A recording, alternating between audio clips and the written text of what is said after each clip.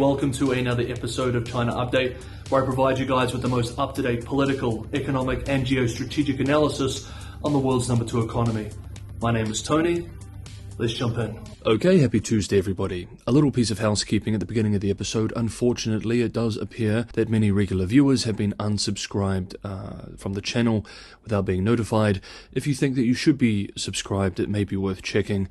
It does increasingly appear that this channel has been tagged for some reason by YouTube and people are being unsubscribed, and it does also appear that views are being purposefully reduced. There's not much I can do at this end, unfortunately. All I can do is to continue producing content that I hope adds value for you all, and if you enjoy it, like and subscribe. But with that said, let's jump into the stories. According to local authorities, the body of 15-year-old Xinyu, whose disappearance from a boarding school in the southern Jiangxi province city of Shangrao in October sparked a massive manhunt, was found hanging from a tree in the woods near his school on Sunday. Child disappearances and kidnappings are surprisingly common in China, estimated at over 2,000 a day. However, the nature of Hu's disappearance, seemingly vanishing into thin air from a highly surveillanced private school,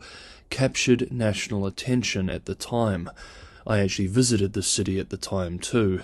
The discovery of the boy's body over the weekend has now reignited public attention on the case, quickly becoming a top trending topic on China's Weibo platform on yesterday, with related hashtags seeing up to hundreds of millions of views. Netizens asked how the extensive police searches failed to discover the body so close to the school. State-run Global Times writes, quote, "Thousands of people, including local residents, police and government workers, joined the massive search for him during the past 3 months," end quote, suggesting that his body has likely only been there for a short period of time. The boy's own mother commented online that when he was found, he was wearing his school uniform backwards. The state-run The Paper reports that an autopsy has been conducted, but the results have not been released. The national attention on the case, including conspiratorial accusations of local police incompetence, or worse, has been so intense that it prompted the flagship state-run outlet, The People's Daily, to write a special article calling on the public to be patient and to respect the official investigation, which now appears to be transforming into a criminal one. Okay, that was quite heavy, but next up let's move to the economy and talk debt and deficits. According to Ministry of Finance data published on Sunday, as we have anticipated for months now, China's budget deficit jumped to a record $1.3 trillion in 2022, putting especially local governments in an increasingly poor fiscal position. The deficit was larger than the previous record in 2020, which was also well over $1 trillion. This 2022 budget deficit was worth 7.4% of China's nominal gross domestic product. Of course, we remember that government coffers were hit hard by both the collapse of tax and land use sales revenue, combined with the high costs of zero COVID and building infrastructure to maintain some growth. Indeed, government spending was the key driver of China's 3% economic growth last year, mostly through infrastructure stimulus. Tax revenue collapsed due to slowdown and massive tax rebates for businesses.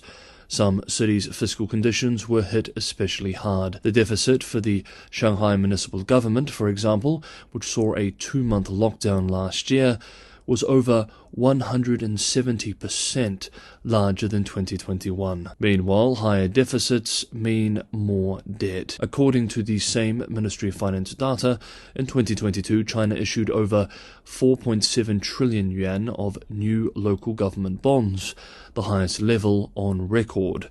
And, more incredibly, China paid more than 1 trillion yuan, $148 billion in interest alone on local government debt last year, as well as issuing 2.6 trillion yuan of refinancing bonds. According to Chinese financial media outlet Caixin, these rates are already more than double what local governments saw as late as 2018.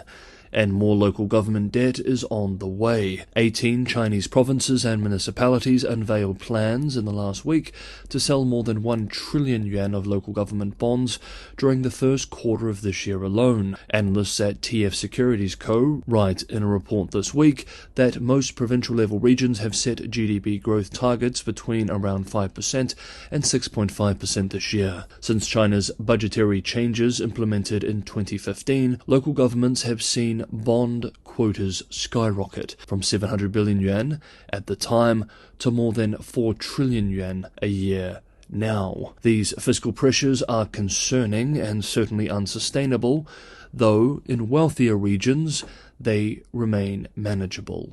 Quote, nationwide, the current fiscal pressure to pay interest is still acceptable, with interest payments on local government bonds accounting for about 3.4% of total local government budget expenditures in 2022. However, for some cities and counties in the central and western regions with weak financial resources, the pressure of local debt interest payments is high, end quote.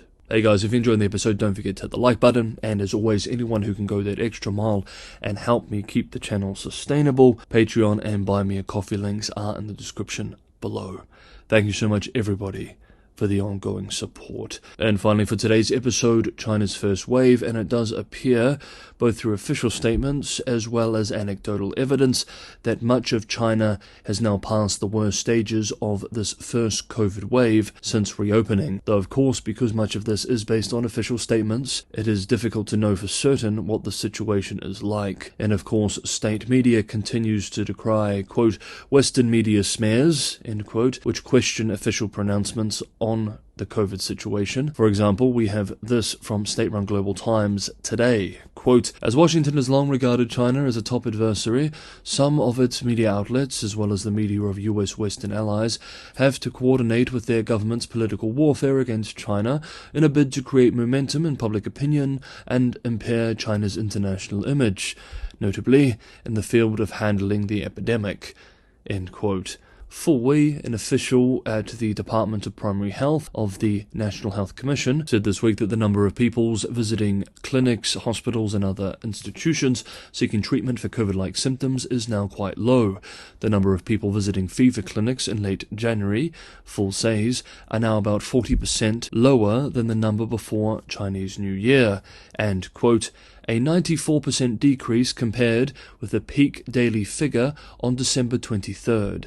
End quote. At a press conference yesterday, the Chinese Center for Disease Control and Prevention said that cases peaked in late December and no other dominant new variants have been detected. Analysts and commentators overseas also appear to be increasingly cautiously optimistic. Quote, officials sound confident that the worst has passed. That does seem to be the case in the more easily observable urban areas. Rural areas are much less transparent, and if things are worse than officials say, we may never know. Let's hope somehow the country had a less bad exit wave than just about every other country had. There is no question that economic activity is surging back, though still below 2019 levels. End quote. Okay, that is today's episode of China Update. Thank you so much everybody for watching. Have a wonderful day wherever you are, and I will see you all tomorrow.